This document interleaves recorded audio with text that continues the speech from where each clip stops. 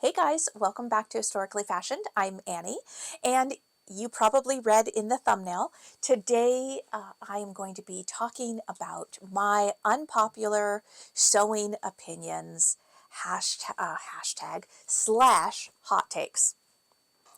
So if that sounds interesting, stick around. We're going to get started in just a second. First, a little bit of housekeeping. I am not sure that I'm going to have a Friday Sews video this week. I have a very busy rest of the week coming up. I have a couple of appointments, plus my dad's, the reception for the museum, what is it called? Exhibit. The museum exhibit is on Friday afternoon, so I am not sure that I'm actually going to have time to film a Friday Sews this week. So if I don't do that, I will talk about this week's makes in next week's video. Okay, that being said, before I get snarky with y'all, let's talk about today's video. So this video is all in fun. Okay, these are my personal opinions. The fabulous thing about sewing is that we all get to make up our mind about what we enjoy, the styles we like, the fabrics we like, the embellishments we'd like to put on to our garments. That is all on us. That's the great thing about sewing. So if I mention something that you absolutely love, a style or a product that you absolutely love, please don't take it personally. Again, this is all in good fun. I'm just feeling a little bit silly today, and so thought that I would sit down and make this video. And really, frankly, who am I to judge what other people are wearing? Depending on the day, I'm dressed like some weird Victorian schoolmarm who moonlights as a witch, or an overgrown toddler. So, uh, most of my fabrics have cartoon characters on them. So really, who am I? Who am I to judge what anyone else is wearing? Okay, that being said, I would also love to hear what your opinions are on sewing things, hot takes, opinions, unpopular opinions, or popular opinions. I would love to hear those. I would love to have a great discussion with y'all down in the comments if you're willing. So yeah, go ahead and, follow along, play along.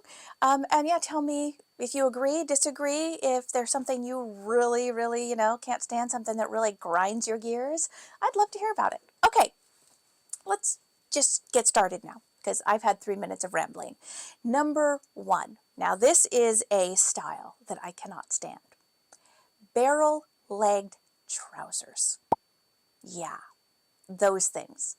I do not understand this style at all. Again, while I do dress frequently like an overgrown toddler, I have absolutely no desire, none whatsoever, to be channeling Yosemite Sam.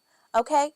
I don't want to look like I have been living my life on a horse nonstop for the last 5 years and have, instead of putting the saddlebags on the actual horse, have stuffed them down my trousers.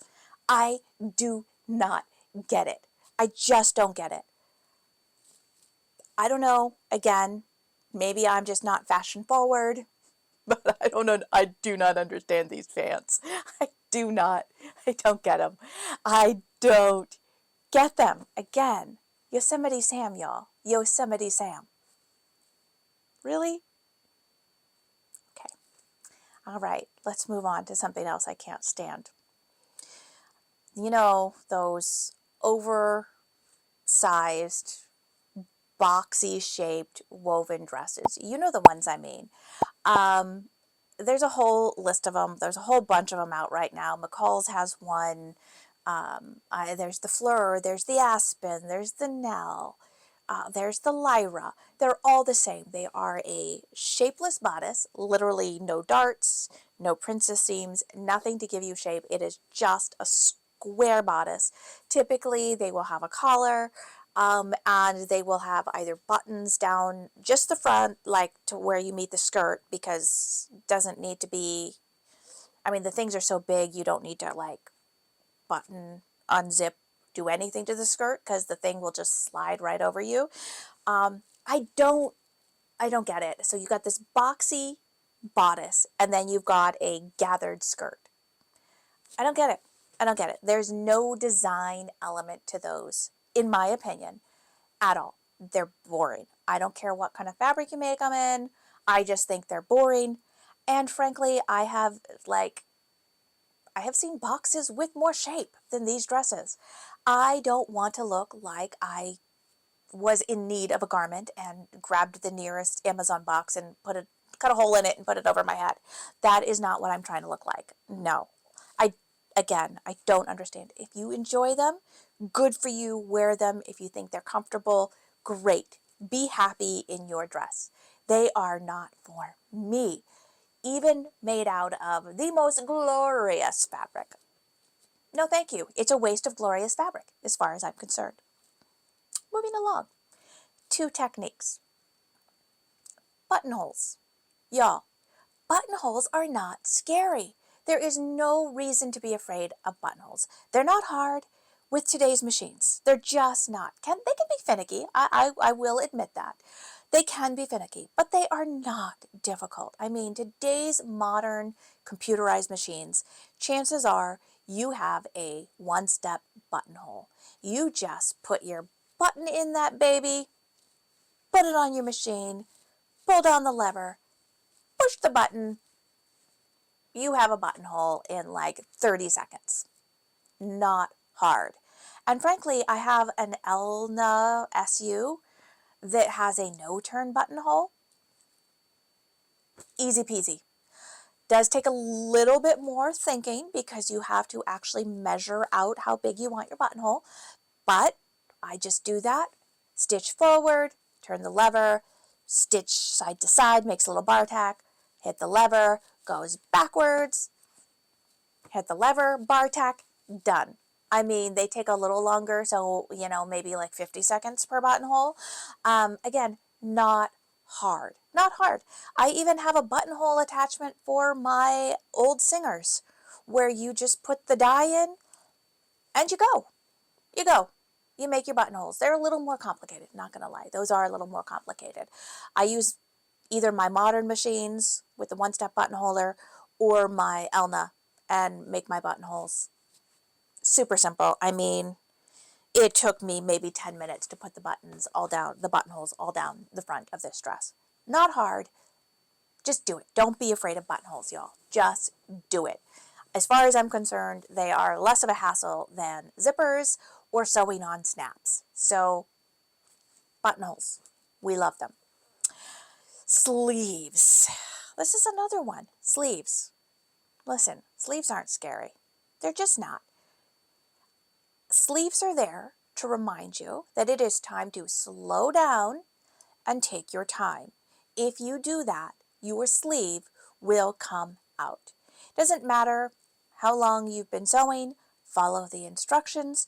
Make sure whether you have a poofy sleeve, which are super easy and no trouble at all, or whether you have a nice, beautiful, clean, set-in sleeve, as long as you run those gathering stitches or those ease stitches and you take your time, line everything up, your sleeves are going to come out. You might wind up occasionally with a little pucker, but that's easy to fix. You don't need to unpick the whole sleeve and reset it. You just unpick a little bit, straighten things out, and sew it up. Not hard. Don't be afraid of sleeves, guys. Please. Please. Truthfully, I love a puffy sleeve, which is the easiest sleeve in the world to do. But I like a set-in sleeve too. I've done 2 clean finish set-in sleeves that are nice curve. No issues. All 4 sleeves went in without a problem. Again, take your time. And maybe this is yet again one of those cases that I didn't know to be afraid of sleeves when I first started sewing. So just never was afraid of sleeves. I don't know. Do the sleeves, y'all. They're not scary. Now, this next one I know is probably a lot of y'all are going to disagree with me. Labels. Why? Why? Why? Why with the labels? Listen, the whole point of sewing my own clothes is so that A, I have a giant pocket that I can put snacks and booze in. Okay, joking about the booze, come on. That I can put snacks in, definitely snacks. I want a giant pocket, and I have smuggled cream in my giant pockets into a vegan restaurant once where we were having tea. So they're great for smuggling in non-vegan items to a vegan restaurant. Giant pockets, and so that I do not have to pick labels out of my clothes. Oh my God, there is nothing more annoying than a label that is itching the back of your neck all day long. It's bad enough that those of us with the boobage have to deal with bras and those bothering us all day. I don't want a label adding to my discomfort. No, thank you. Yeah, there's some really cute labels out there. Absolutely. I have been tempted, honestly, thinking, oh, maybe I could put them on the outside of my dresses. Maybe I could put them here. It's an extra step I don't want to do. And I'm honestly drawn to the ones that are kind of sweary. And I don't know that I want the F word all over my clothes. It's probably not really appropriate. So labels, I don't get it. I don't get it. Why do you guys like labels so much? I will never understand. I just won't. Now, I'm going to end this on a positive note, okay? At least what I think is a positive note. There is a lot of talk in the sewing community about beginner appropriate patterns. I am going to go out on a limb here and say there is no such thing as a beginner pattern. Any project, anything you want to sew can be accomplished by a beginner. I say this as someone who knew nothing about sewing when I started sewing. Nothing. I mean, my mom had tried to teach me when I was a kid. Excuse me, my eye is itching. It's probably a cat hair.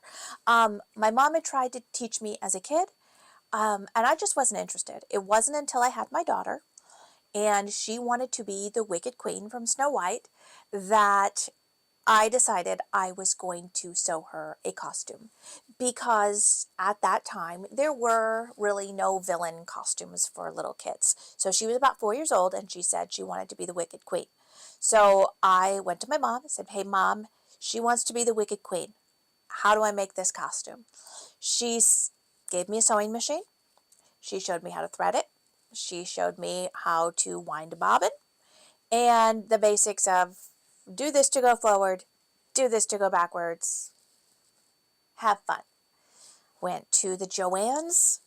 I bought a pattern.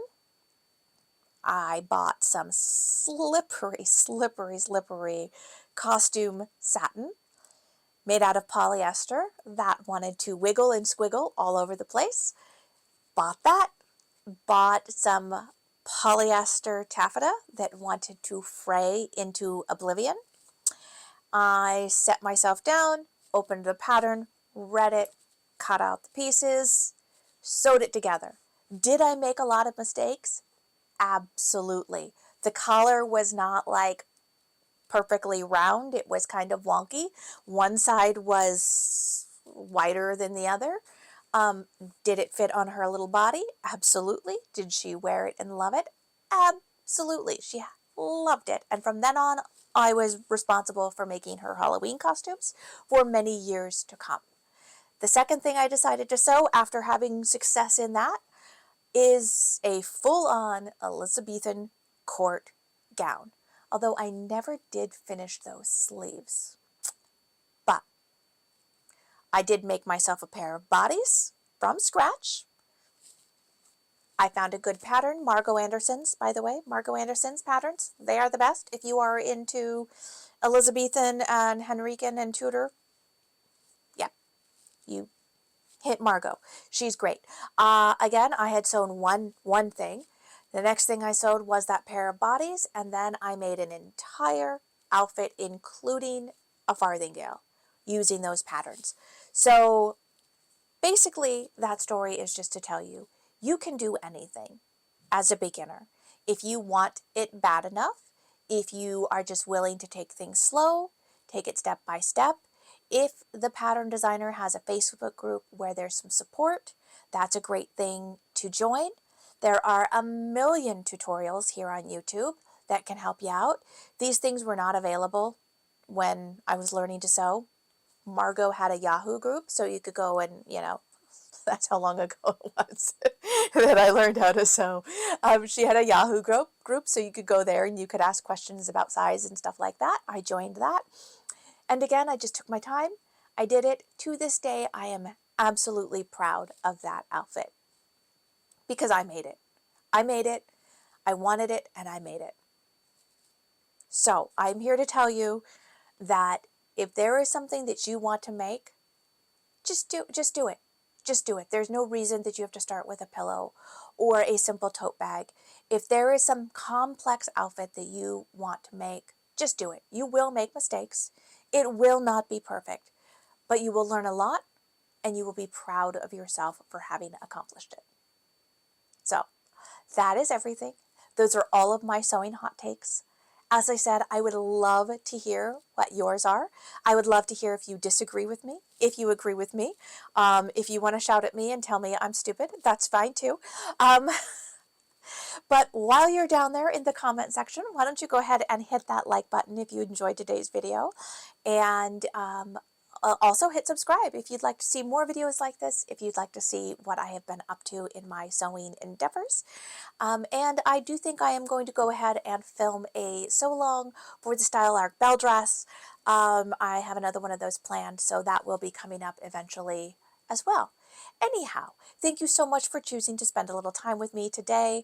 I hope wherever you are in the world that you have some time to spend on your creative endeavors today and in the week coming up.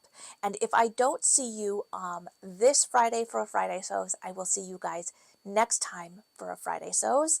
And with that, have a fabulous day, and I will see you guys again. Bye.